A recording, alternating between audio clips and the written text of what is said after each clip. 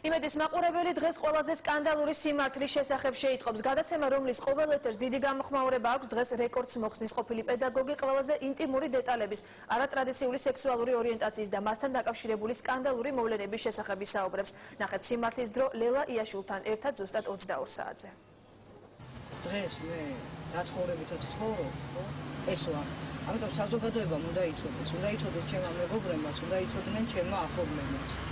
ყოფილი პედაგოგი ბევრისთვის შოკის მომგვრელ სიმართლეზე კამერების წინ უკვე ღიად საუბრობს. ლელა იაშვილი აღიარებს, რომ მის ცხოვრებაში მთავარი ქალია. ქართველი ლესბოსელის განვლილი გზა ტრაგედიით, სკანდალებით და სასიყვარულო ურთიერთობებით არის სავსე. ქალს თუ თავისი სურვილი არ აქვს, ვერანაირად ვერ გამოიყენებ ვერაფერში, ვერც სექსში, ვერც რაიმე ბინძურ საქმეში. რომანი მამის საყვარელთან ნათესავისთვის წართმეული ცოლი და სიყვარულისთვის საკუთარ სხეულზე მიყენებული 50 ჭრილობა. ლელა იაშვილზე კახეთში ლეგენდები დადის. სოფელ ვაზისუბანში ჩაშლილი ქორწილიც კარგად ახსოვთ. გაქცეული პატარძალი არ მალავს, რომ საქმრო კახეთში იმიტომ მიატოვა, რომ ვერისაბანოში გოგოებთან ერთად კარგი დრო ეტარებინა.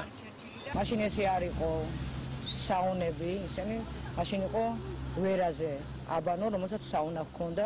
ხშირად დავდიოდი ხოლმე მე იქ და უბრალოდ აი ამ მოზღვავებული ნერვიულობის, აი ამ დიდი ტკივილის გამო გავატარე ჩემ მეგობრებთან ის ღამე. თქვენს ახლო ნათესავ ქალთან გქონიათ ინტიმური ურთიერთობა? უნდა რომ ყველამ ისეთი მიიღოს, როგორიც არის. სიმართლის დროში მონაწილეობა სწორედ ამიტომ დათანხმდა. ცნობილი პარტიული ფუნქციონერის და ცეკას მაღალჩინოსის მიხეილ იაშვილი აღიარებს, რომ ფუფუნებაში გაზრდილმა სახლიდან ბევრი ნივთი მოიპარა. ამბობს, რომ ქველმოქმედება მისთვის მთავარია. ფულით გაჭირვებულებს ეხმარება, ორიენტაციით კი ქალებს სოლიდარობას უცხადებს. ახლობელ ქალს ან გაცნობილ ქალს შემეხედნა თვალებში ან მის საუბრიდან გამომდინარე, აი ეს ტკივილი, ის რაღაცა გადატანილი მძიმე პერიოდი, ხო, მე რაღაცნაირად შემემსუბუქებინა და გვერდში დავდგომოდი. და მე უკვე აი მივყევი აი ასეთ დინებას. კახეთიდან 3 წლის წინ ჩამოვიდა და თბილისში უმწეოთა დასახმარებლად არასამთავრობო ორგანიზაცია გახსნა. განსხვავებული ორიენტაცია ადამიანებთან ურთიერთობაში ხელს არ უშლის. ლელა იაშვილის ცხოვრების სხვა დეტალებს მაყურებელი დღეს სიმართლის დროში ნახავს.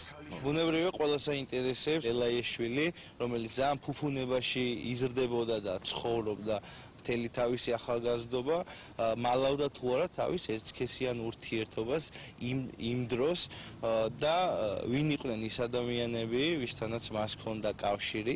მამა თქვენის რომელიმე საყვარელი. თქვენი საყვარელი ყოფილა. სკანდალური კითხვები და სკანდალური პასუხები. 52 წლის ლესბოსელის დრამატული ცხოვრების შოკის მომგვრელი სიმართლე იმედზე ზუსტად 22 საათზე დაიწყება.